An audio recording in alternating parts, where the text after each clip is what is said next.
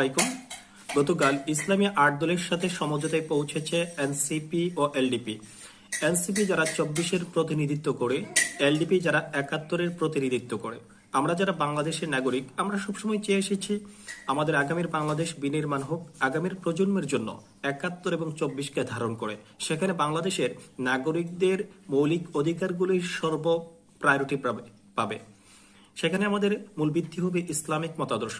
কিন্তু যারা বামদের প্রতিনিধিত্ব করে, যারা ভারতীয় আধিপত্যবাদের গোলামি করে, তারা কোনোভাবেই চায় না আমাদের এই ইসলামিক মতাদর্শ এবং আমাদের এই যে বাংলাদেশের সার্বভৌমত্বের অস্তিত্ব স্বাধীনভাবে বাংলার পৃথিবীর মানচিত্রে দাঁড়িয়ে থাকুক। সেই জন্য তারা এই সমঝোতাকে নিয়ে নানাভাবে মিডিয়ার মাধ্যমে প্রপাগান্ডা এবং অপপ্রচার চালাচ্ছে।